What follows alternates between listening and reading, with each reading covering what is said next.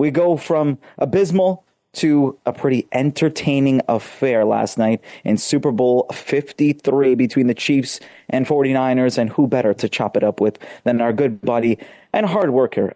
We were talking about it, myself and Jacob. We're going to have to give you a break after this, maybe until draft season. But host of The Bottom Line View, Mitch Milani. Mitch, thank you so much, as always, throughout these playoffs. But thank you very much for coming on tonight. Hey, I hope you don't leave me out till draft season. I want to talk about how the Cardinals are going to reign supreme over the NFC in 2024 and 2025. So, hey, I was talking with Mike Carafalitis, who does traffic for us. I was talking with him earlier, and we were already getting ready for our Browns-Cardinals Super Bowl next year. DTR versus Clayton Tune. You can lock it in. Mitch, let's start off here. The San Francisco 49ers, before we give our flowers to Andy Reid and the Kansas City Chiefs, Brandon and I were talking about this in the opening segment. The San Francisco 49ers, you don't play a bad game. At least I don't think they played a bad game. I can't exactly pinpoint. Yeah, maybe the offensive playmakers didn't do as much as you'd like, but I couldn't necessarily pinpoint a specific reason why they lost. Can you? Because I think it was a fine game. Ultimately, they just got beat by Mahomes. But is there anything more specific that you can point out and why they fell short last night? I think the biggest reasons is mistakes. I mean, special teams cost you 8 points in the game. Ball tips off of a guy's leg randomly. It was a complete fluke, really. But then McLeod goes to try to recover it. Ends up in the hands of the Chiefs. That's a fumble. That's a red zone possession. I think the first time the Chiefs really had a sign of life in the game, and then they go and score a touchdown right there. Then you talk about the blocked extra point, which was another point that was crucial to the end. The game could have been, even if you add that 7 points off of the punt return muff, the extra point would have made it 20-16 in regulation, making the Chiefs have to drive the field to score a touchdown in the end, which is a lot more difficult than tying it with a field goal, right? So it would have been a little bit different there. And then the high leverage plays in the fourth quarter and overtime. Two that stick out to me: Spags blitzes on both plays, 3rd and 4 and 3rd and 5. The first one at the 2-minute warning in the fourth quarter, where Purdy is sped up by the blitz. Kittle, I think, is in the backfield blocking, goes to the right instead of picking up McDuffie to the left. Purdy goes to Debo on the outside instead of throwing it at the blitzer where Ayuk was open on a slant, misses him. So that's incomplete. That forces a field goal in regulation. And then in overtime, 3rd and 4, Spags blitzes again. They leave Chris Jones, the best Chiefs defender, unblocked. Ayuk is wide open. The guy fell down on the play. So if they would have blocked that, he would have been wide open for a touchdown. And then Juwan Jennings was actually getting open on the designed route. He was running some sort of like in and out kind of zig to the pylon. He was also going to be open. So some high leverage scenarios where Mahomes made it count. Maybe a young quarterback like Purdy didn't, or the Niners missed a blocking assignment. And then those mistakes on special teams for sure. And then on top of that, you talk about the first half that to me felt like they were kind of dominating, but they didn't pull away, which against Mahomes, you can't have that happen. Mitch, let's talk about a guy that you quite like, Kyle Shanahan, head coach of the 49ers. And I'm looking at an article right now, which I guess is a kind of a good comparison. Is Kyle Shanahan the Super Bowl's Charlie Brown? The gentleman has lost 3 Super Bowls, once as an offensive coordinator, but 3 Super Bowl double-digit leads. I understand, at least, we've spoken with San Francisco fans in the past, in the previous show, saying that he's not on a hot seat, not even close to a hot seat. I found that a little bit interesting, and I understand, the roster has been put together near perfection, and I guess it's just, like Jacob said, sort of, the Mahomes effect. But what can you pinpoint of the blame on Kyle Shanahan? Is it opting to receive in the overtime? Is it something else that maybe you disliked during the game? I think there's small things, maybe. I definitely think out of all the Super Bowls, this is probably the least blame he deserves in all of them, I would say. I mean, there's not really one moment. I mean, it's a lot of little things that are like, maybe he could have done this, but this is also kind of hindsight. Like I'm like, playing the armchair coach here. But to me, it's like the one play that kind of sticks out, and this is probably under the radar because a lot of people talking about the overtime, and I understand the perspective, but at the same time, if this game was played like throughout as a field goal fest, so I think what he was thinking was first drive, we can go down, we can score a touchdown, and that's what they were looking for. Ultimately, they settled for the field goal. He probably was looking at it for the third possession to be kind of the game ender, right? Because that's do or die. That's sudden death, the third possession in overtime. So being that the Chiefs were 1 for 5 in the red zone, you would think that even if it's field goal, you then get a chance to win the game with a field goal. So I don't hate that decision. Like I also understand taking the ball second or deferring the decision to get the ball second, because then you know how many points you need. But at the same time, like if they go down and score a touchdown against your gas defense that was just on the field for 2 minutes, it's like people would blame them anyways. So I don't really know. And then, but the one under the radar decision to me is after that interception that Mahomes threw in the early third quarter, they throw the ball on first down. And this is like very small, but I probably just would have ran the ball there just to kind of get that momentum going and that drive going. Because a lot of Niners fans are mad that they didn't run the ball in the third quarter. But if you really look at it circumstantially, they throw the ball on first down and then they get a false start. So it's 2nd and 15. You can't really run the ball on 2nd and 15 because then what is it? 3rd and 10, right? At best. So then you got to throw anyways. So to me, maybe you run the ball on first down, get into field goal range at least, make that again a 10-point game. Maybe that's where you get a little bit iffy with the play calling. Otherwise, like the Chiefs defense is really, really good. I mean, this is a historic defense. They did a really good job. The Niners moved the ball and scored points at the end. They couldn't quite make enough plays.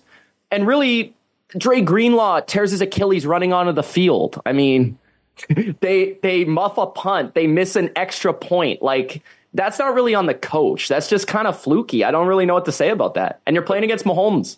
Let me ask you this before we get to the Chiefs, because again, we got to give them their recognition, but there are reports after the game that multiple players on the 49ers team, Eric Armstead, Kyle Juszczyk, didn't know the rules in overtime. They didn't know how it worked.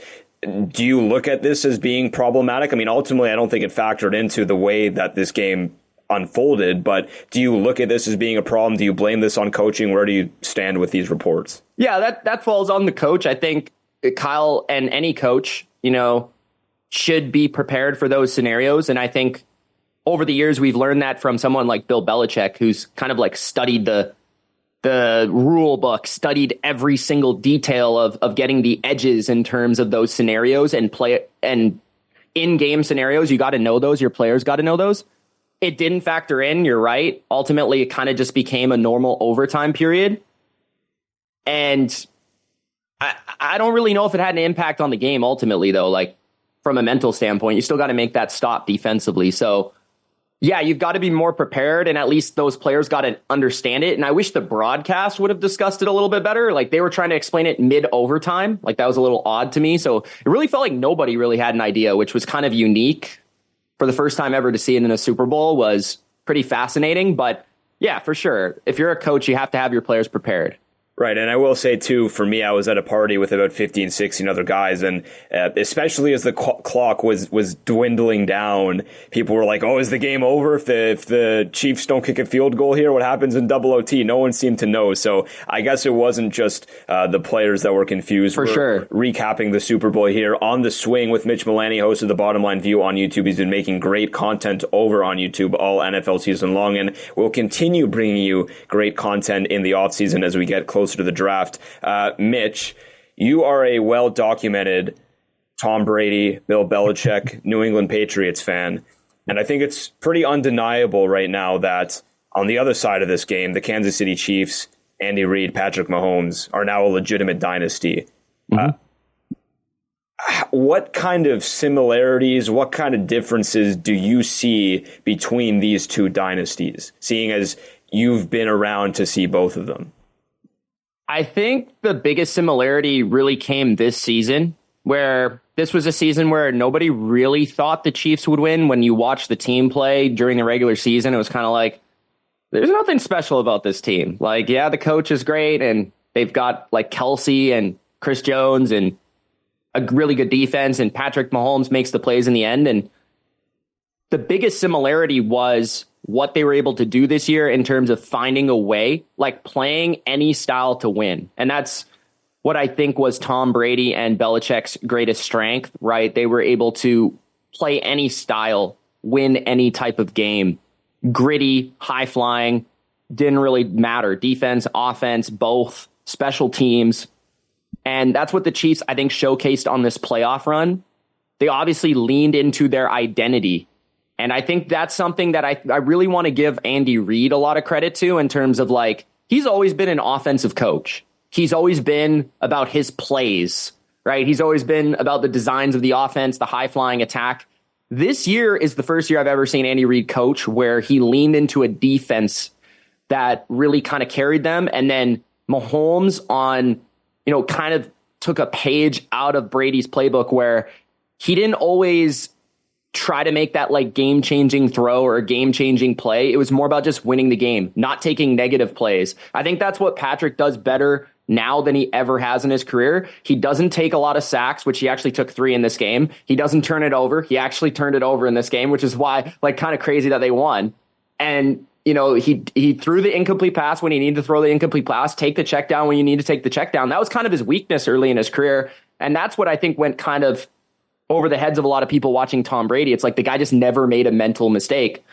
And I think that's what Mahomes has become a little bit, especially with the weaker supporting cast that Brady had to deal with for a lot of his career as well. So, yeah, that's the most similarity. In terms of differences, I think it's just a different sport in a lot of ways than, especially early on in the Patriot Dynasty. It was a lot more defensive, a lot more hard hitting, a lot more, physical. I think this game is a lot more basketball and grass in many ways and offense oriented. But again, it shows that defense in the Super Bowl and in the playoffs really matters. I think we're going to see how Mahomes evolves, because Belichick was only 48, right, when he won his first Super Bowl with Brady. Andy Reid was 61 years old. So how does Mahomes continue this? How does Reid stick around? Kelsey stick around? Chris Jones is a free agent. How does that continue to evolve? And who are the players moving forward with Mahomes? Yeah, big questions indeed. And I think much of the fan base, obviously, we know that we have a dynasty on our hands. We've discussed that at length. And, last time we had you on, I remember asking you how long that this dynasty might last. And it's a tough question to answer, given whoever knows what these pieces will be available, how long they'll be available for around Patrick Mahomes. But a lot of the fan base certainly does not want the Chiefs to win, just like many years ago, maybe other than yourself and Patriots fans. A lot of people did not want the Patriots to keep on winning. And I like to be looking forward to the future. And as a Cowboys fan, I find myself doing that more often than not. There's always next year, right? But who are the teams? Is it the 49ers, or is there other teams? Obviously, there's still a draft. There's still free agency that we have to get through, and teams will look different. Rosters will look different. They're starting 53. But who are the teams that you feel will be best challenging Kansas City? Will there be any sorts of differences from the playoff picture this year? Or what are you thinking for next season, Super Bowl champion or contenders? Yeah, obviously we need to go through free agency and the draft, and that changes a lot, right? So, but the main players will be there. I think Kansas City will be back in the running for sure. We'll see what they do with especially Snead and Jones, who are 2 huge pieces to that defense. We'll see what they end up doing, but they should be around. And then I think Baltimore is once again going to be around in the mix in the AFC, and they could maybe get stronger. I think that the Bengals will be back. Joe Burrow will be back, and I think that defense will get better this offseason. I also view Josh Allen. I mean, one-man show. He's going to be around as well in the AFC. And then a riser, I would say. They already made their money this year, I guess you could call it. But Houston is a huge riser. They have so much money to spend. They've got draft capital. They've got CJ Stroud, a really good coaching staff. And then look out for the Chargers with Harbaugh there. Herbert there. That's a good combo to just start from. So that's the AFC. I mean, there's so much in the AFC. And then the NFC, I'd really look at the Niners again to get probably to the NFC Championship game. I'm not sure about the Super Bowl, but I think Green Bay is really the team that I look at. I think the coach is phenomenal. I think that they have really everyone coming back. I don't think there's anyone significant that they really have to sign. And then they're going to build upon this young team. They're only going to grow and get better. Jordan Love's going to get better. They've got a lot of pieces. Detroit's going to be around. Dallas will be in the mix, but I don't know how much I could really count on them. Seattle should be back in the playoffs. I would think. I really like Mike McDonald. And then the Rams, you can't count them out either. So it's kind of the way that I look at it. I think a lot of similar faces, but maybe a little bit different in terms of how some of the younger teams evolve. So basically every team in the NFC West except for Arizona. Got it. I got it. Well, a couple years away there, Jacob. We'll have to see. Boy, I am excited for this draft. Mitch, we tremendously appreciate Brandon and I and the listeners. All season long, you would come and help us break down games, all playoffs, all regular season. What do you got working on now that the season's over? What do you got working on over there on the Bottom Line View?